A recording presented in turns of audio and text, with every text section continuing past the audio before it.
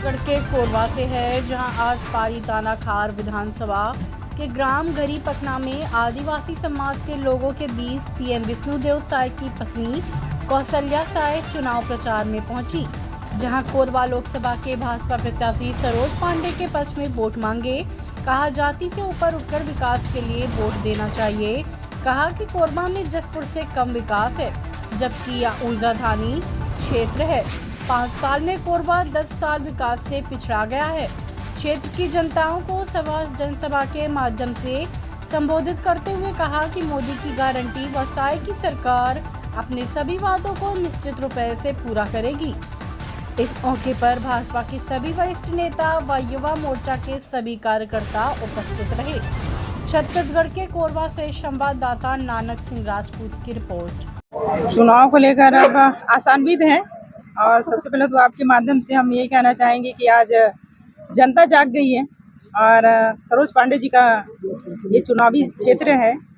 उन्होंने याद किया और जिस तरीके से हमारे कामों को देखा, उन्होंने याद किया, शायद जी ने यहाँ तक भेजा और यहाँ आकर के पता चला कि यहाँ पे वही विवादें चल रही हैं जाति और धर्म पे। और तो हमारा ये कहना है कि हम सबसे पहले तो मानव है, इंसान है, तो ये जाति और धर्म का वोट ना करके अपने लिए एक अच्छा क्षेत्र को चयन करें, अच्छे व्यक्ति को चयन करके लाएं।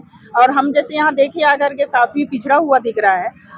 हमारा जो जिला है जसपुर जिला, कहीं ना कहीं हम लोग, मुझे लग रहा है हमारी दृष्टि से कि हम लोग बहुत आगे निकल गए हैं, पर इधर बहुत पीछे लग रहा है। तो मुझे लग रहा है ये बहस में ही हमने समय को खपा दिया है। और विनती करती हूँ यहाँ की जनता से कि इस बार बिल्कुल बीजेपी को आंख बंद करके चयन करें और अपने लिए पहले सबसे पहले सुरक्षा लाएं, स्वास्थ्य लाएं और उसके बाद जो घोषणा पत्र में है वो तो हम पूरा कर रहे हैं, शायद सरकार पूरा कर रही है, तो जग जाहिर है आज बताने की जरूरत नहीं है। पहले मोदी जी का जो काम थे उसको बताने की आवश्यकता नहीं होती थी और अगर गिनना भी चाहेंगे तो उंगलियां कम पड़ जाएंगी। आज शासन में जो सुशासन चल रहा है, 4 महीनों में मुझे लग रहा है उन्होंने बहुत अच्छा काम किया है। तो बिल्कुल जनता को जागनी चाहिए और बिल्कुल इधर उधर ना होकर भारतीय जनता पार्टी को। मंत्री जी के साथ आप भी सहयोग करें तो किस तरह देखते हैं?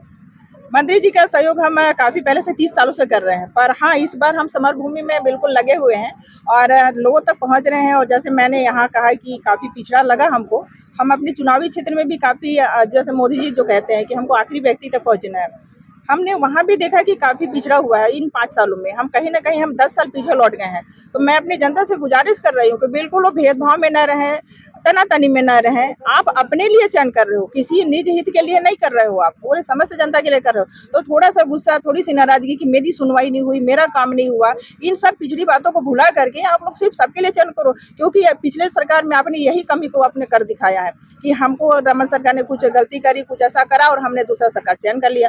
लेकिन आपने दूसरा तो करा, लेकिन उसके रिपोर्ट क्या आया, उसका हमको मिला क्या फल? मिला ये कि हम 5 साल बिल्कुल पीछे चले गए, 10 साल पीछे लौट गए हैं। तो बिल्कुल मैं विनती कर रही हूँ आप सबसे, अब मैं अपनी भाषा में बोलूँ, अपने हृदय से बोल रही हूँ कि आप लोग बिल्कुल अच्छे से चयन करें, आँख खोल करके बिल्कुल मनन करके इस पर बीजेपी को लाइए, क्योंकि वो सरकार आप सबके हित के लिए है, वो राष्ट्र हित के लिए है, देश हित के लिए है। धर्म तो अपनी जगह है, तो हम धर्म का वोट मांगने नहीं आए हैं, बस ये जगाने आए हैं कि आपका समय कीमती है। आप बिल्कुल बहस में ना रहें कि हम आदिवासी हैं, हम हिंदू हैं, हम मानते नहीं, हम ब्राह्मण पूजा नहीं करते। नहीं, आपका जो मन करता है बिल्कुल उसमें रहें और बिल्कुल उस वोट को, अपने महत्व को समझें और अपने जो आपका वोट है उसको 7 तारीख या 7 तारीख को वोट है ना, हाँ 7 तारीख को तीसरे नंबर पे कमल का निशान है, उसी पे दबाइए, क्योंकि वो आपको सुरक्षा की दृष्टि से लेकर चलेगा, स्वास्थ्य की दृष्टि से लगेगा और आपका जीवन को सफल बनाएगा। तो यही मेरी विनती है, बार बार विनती है।